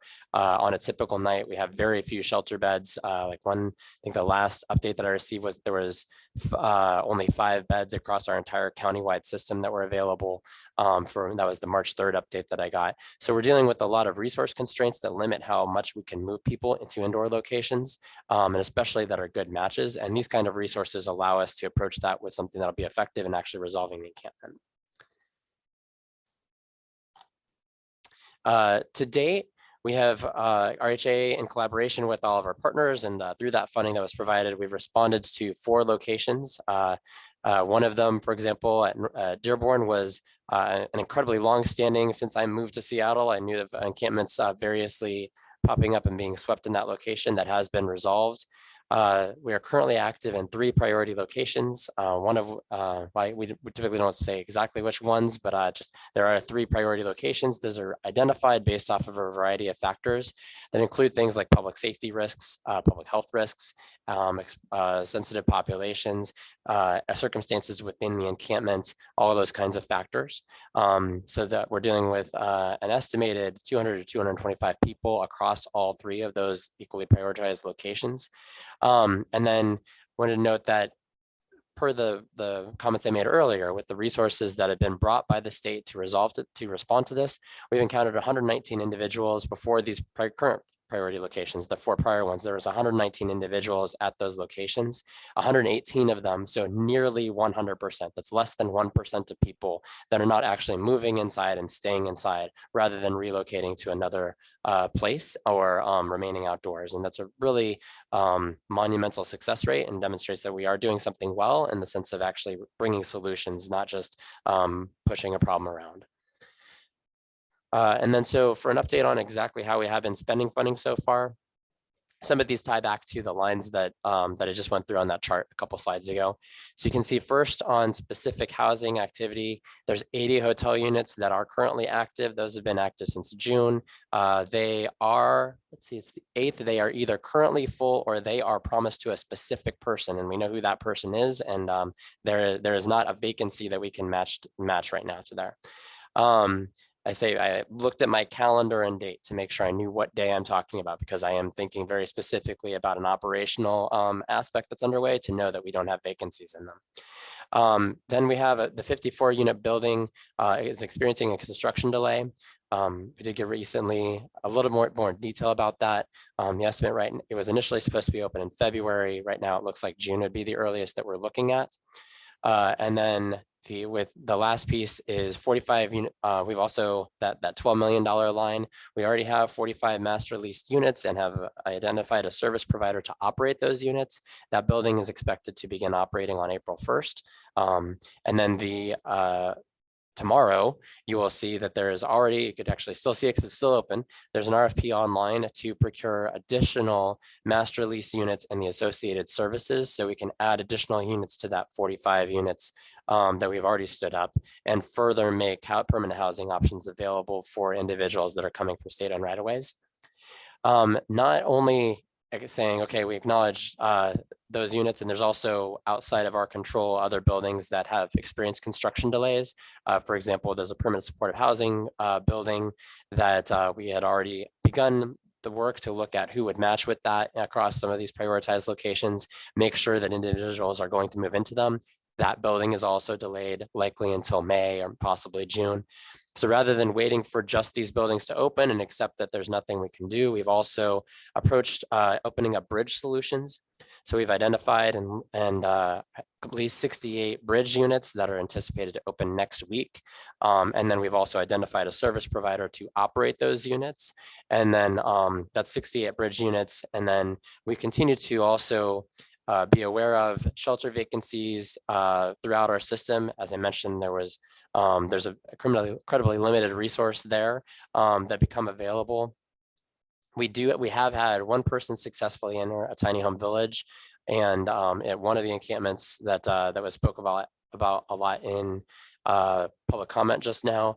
And I'll note that there are several other individuals that have articulated interest in moving to certain locations, and we have yet to have those locations open up. There hasn't been a vacancy for them to move into.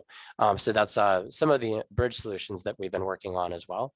Knowing that we're a little bit short on time here, I didn't actually have further slides, but so I'll just turn it over for what I imagine are additional comments and questions from the board.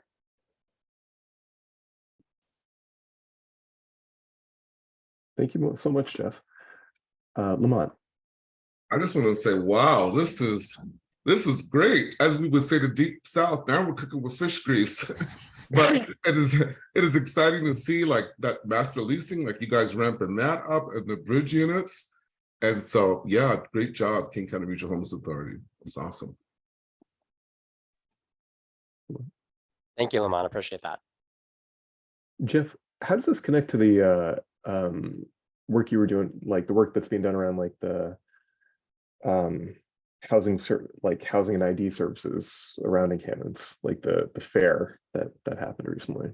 The fair that you're referring to, just for everyone's awareness, especially the public, this what day is today? It was last week.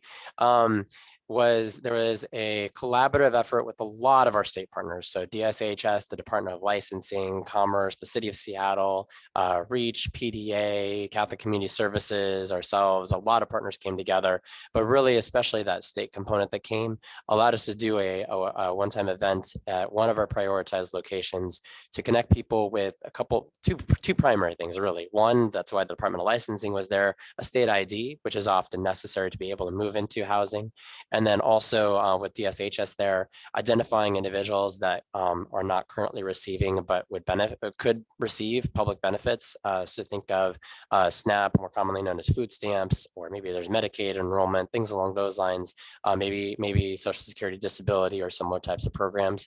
And so all of that took place. I didn't bring with me the numbers of people that were connected with there. It was a pretty impressive number of people who were able to immediately receive on site their paper ID, and then the final, what I think of as my license kind of a thing, coming to them shortly as well, and overcome a lot of the barriers that are difficult for us as a system to overcome. One outreach worker recently talked to me about trying to obtain some of these documents going into a Social Security Administration office where they are no longer allowed to bring batches or stacks of paperwork, despite having dozens of clients that they would want to do this with. They can have 2 or 3. They can wait in line like everybody else. There's one printer. There's only one out of the 4 desks that can process it. They have to wait like 6 or 8 hours. It's a pretty complicated process. So an event like this allows a rapid overcoming of some of the barriers that are not obvious to folks that slow down our process for moving people indoors. Thanks, Jeff. I ask about it because I gotta admit, it was frankly shocking to me. I think there's a blog post on the KCRHA website about it, but I think there were 72 Washington state IDs issued on site, 12 like birth certificates on site. 87 people got connected to, DSHS services and food stamps, et cetera. And I contrast this against my own experience, right, where I've been on hold trying to get somebody food stamps, or having to write a letter for someone to prove that they were homeless for long enough, to qualify for a service, like crazy things, right, that really just get in the way of getting people the care they need. So I was very impressed by that coordination and with those services. Yeah, and we can't thank our state partners enough. You're exactly right, Simha, that a willingness to send their staff out in a unique one-time way to set up that. We had a massive, the tent setup kind of thing to do that kind of an event and be able to do all that processing on site in such a way was a really good, was a really successful event. See Ben, stand up. Thanks. So Jeff, I heard you say 2 really, really important things. One is that we don't have any capacity in our current emergency housing system or emergency shelter system. You mentioned like less single digit openings. And then you also told us about some of the things that the authority is doing to rapidly add housing, including bridge solutions, which I understand are lower cost, faster to stand up places where people can go. I agree with Lamont wholeheartedly. This is fantastic progress. Well, firstly, the lack of current options is not great. The fact that we've added some quickly is really great. And I really appreciate just the clarity of what you're laying out here. My questions for you, firstly, is those numbers that you just shared, are those strictly for the right-of-way work, or is that the authority overall? That is the right-of-way work overall. The requirement of the funding and the governor's initiative was that it is to respond to encampments on state-owned rights-of-ways. All of the 3 locations that we are currently working in intersect with that, though also other initiatives of RHA intersect as well. I also want to clarify one thing that you said. The bridge options that I put up there are not cheaper. They are more expensive, substantially so. It is things like getting a hotel voucher and paying for a hotel room overnight, which is cost, like, I won't go into all the numbers, but it is mind-bogglingly more expensive to do something like that than it is to master lease a place long-term that is an apartment unit. So that's why we are leaning into the trying to serve as many people as possible with permanent housing rather than just doing the interim solutions. Okay. But there are interim solutions that are less expensive, like tiny house villages and things like that are out there, right? Not in the same time frame that we're talking about. I can lease a hotel room if there's a hotel room that's open, like that kind of a thing. But a tiny home village, our most substantial barrier to that is siting them, honestly. I mean, it is a long process that I think that anecdotally, for example, we have a location that its current, we've known for a while that its current location would not be available indefinitely. It would eventually require, the property would get developed, we'd have to relocate it. We started more than a year in advance trying to locate alternative spaces where that village could be placed. And that's an existing entity that we already have fully functioning and like can point to and be like, see, this isn't problematic. Standing up new ones is a substantial barrier, as anyone that's been involved with standing up any of these villages and doing the siting can speak to. So that's, thank you for that.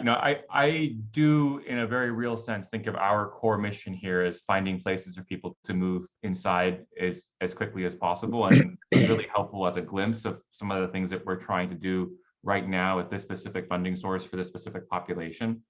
I would personally very much appreciate if we could take that kind of transparency and make it more systematic so that we as an implementation board and the public in general can see in as close to as real time as possible, can see the challenges that our authority faces in finding homes for people and the things that we're doing to bring them on. So a simple set of reporting similar to what you're doing, where perhaps we can even get into some of the cost information so that people can see how are we spending our resources. And we should hold, when we know there's 7,000 people outside right now, right?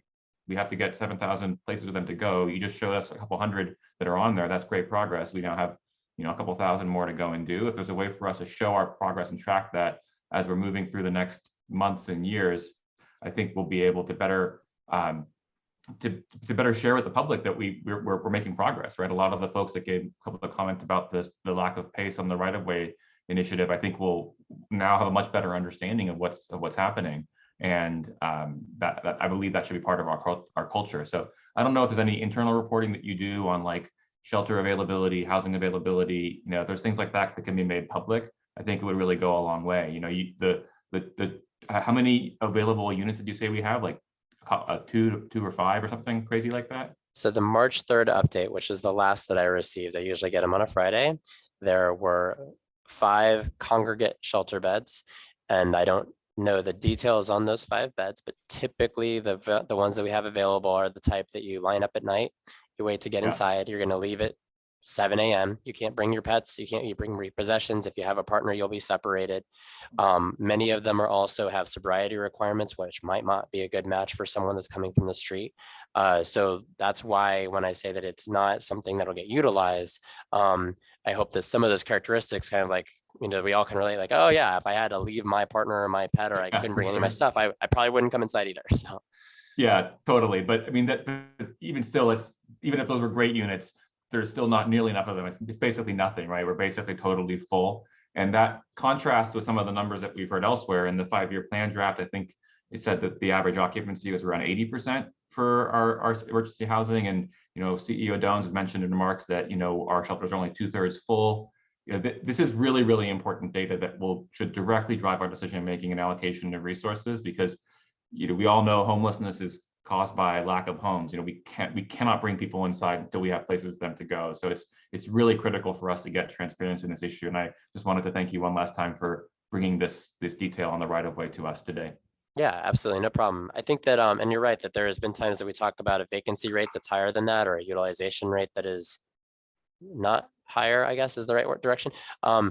I think it's important to bear in mind that over the last few weeks, KCRHA has simultaneously been operating a severe weather response due to overnight cold temperatures. So we've been dealing for several weeks now with all of our resources being fully tapped, because individuals have made the choice, like, even if I'm going to leave my thing behind, it's better than freezing to death. That's the kind of dynamics that are at play here. So we are dealing with a higher occupancy rate than might be the case on a beautiful day in July. So. Thanks, Jeff. I see Christopher's hand up. Yeah, I'll try and be brief. First of all, Jeff, thank you. I also appreciate the data and the transparency. This, as a matter of course, I really echo Ben's comments. I would love to see that this board gets to see a status report, and we memorialize some dashboards like that. And if it's a similar set of data that just gets reported every month, I think it would be great. I don't think it's privileged information. I'd love to have it shared right up front. They're positive moves. And if you can do that. And then quick point of clarity. So a huge believer that we should have our dashboards. And just a quick point of clarity, when you said that the congregate beds that are available are in the single digits, how many shelters does that include, or do you capture all of King County shelters, or is it broader? No, that's all of King County. I don't know. It does not go beyond King County. I don't know the actual number of physical shelters we have. Okay. I think collectively, my own personal opinion, the shelters reflect a boil over point, because I know that they're not the congregate shelters are not the preferred or desirable way to go. And if those are hitting capacity, that speaks volumes, and they might be an early indicator if we're finally getting any traction or making any difference. But it's, to me, startling if our shelters are at that capacity and we still have people on the streets. It feels like something that would be an early warning for us to really be amplifying the efforts.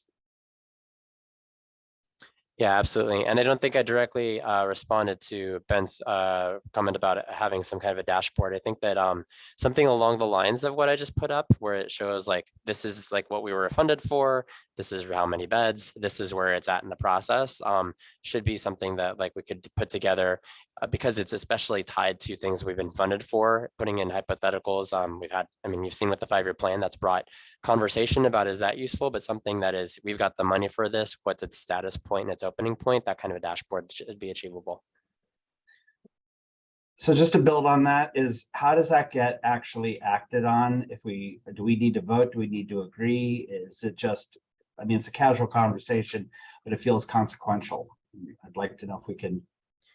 I don't think it needs to. I don't feel like I have to have a vote of the board to hear that you want something and to respond with that. So Mark's not next to me right now, so let's go with that. So dashboards would be fantastic. Okay. I imagine you'll probably need to add in a little bit of that complexity around how many of these beds are set asides, how many are factoring into the count versus not, what are actual good, are we getting good reporting statuses from various shelters? So however, whatever caveats and asterisks you need, of course. Last questions, comments for Jeff?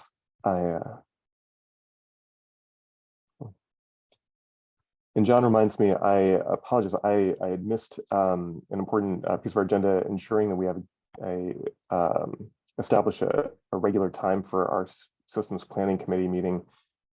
And that is particularly important, right? Like today's meeting was very, to some degree, very process focused. The systems planning committee is like the place where we have an opportunity to really have excellent conversation where we're diving deeply into the 5-year plan, the revisions that need to be made, and making sure that we are choosing the right metrics, like hearing about prioritization, all of those kinds of things.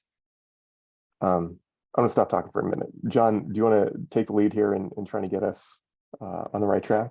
Sure. The IB Systems Planning Committee has been meeting. We had talked about doing that. It's been meeting for, I think, the last 3 or 4 Thursdays. The meetings have been open to the public. We've met from 3 p.m. to 4 p.m. And I think with everything that's coming up, and I can go through, I think you have gotten a schedule from Alexis regarding the topics to be covered at the next several meetings. But I think extending those to 2 hours, and I would suggest 3 p.m. to 5 p.m. If I can, I'll just go over what is coming up at the meeting tomorrow, which will be severe weather, wage equity trainings. At the meeting for the 16th, it would be the Medicaid Foundational Community Support Strategies, the Youth and Young Adults Strategy and Families. And then on the meeting of the 23rd, we're going to be modeling, hopefully we'll have it done by then, but modeling funding options for emergency housing and sub-regional implementation. And there are several other things that need to go on. All IB board members would be a part of this committee. It would be it's essentially a committee of the whole. Are there questions on that and how it's been going? We've typically had 3 to 6 members of the IB board joining us.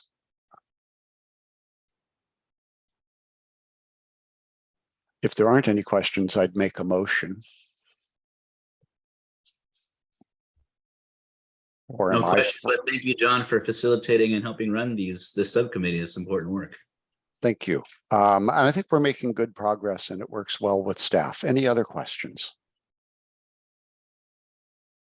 And obviously, nothing that the committee does is final. If you can't make a meeting, it still is going to be a question of a vote of the full IB board.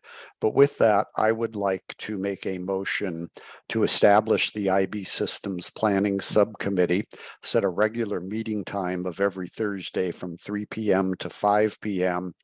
And that we continue to have that as a regular meeting through the time of adoption of the 5-year plan. Second.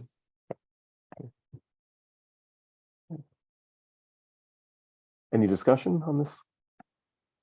Okay. Would really my only discussion is I would really like to see more board members drop in, and if you can even drop in for part of the meeting, that's superb. John is an outstanding facilitator, like it is, and between Alexis and John's really been some great discussions, helping us move forward. It's virtual, Juanita. And we'll make sure that link is sent to everyone as well. And then that we just need a vote. We need a vote. All those in favor of this motion to establish the Systems Planning Committee on Thursdays from 3 to 5 until such time as the 5-year plan is adopted? Aye. Aye. Aye. Aye. And I saw Pastor Kerry Anderson's hand go up just before the voting began. I apologize. Pastor Kerry, did you have a comment? I'm saying aye. Oh, okay, wonderful. Thank you. Any opposed? All right, motion carries. We'll see you tomorrow on Thursday. That brings us to the end of our meeting. Do we have a motion to adjourn? I'll move to adjourn. Second. All those in favor, please say aye. Aye. Aye. Any opposed? All right, motion passes. We will look forward to seeing you tomorrow at Systems Planning Committee and as a full board again in 1 month's time. Grateful to the public and the board for your presence here as well as staff.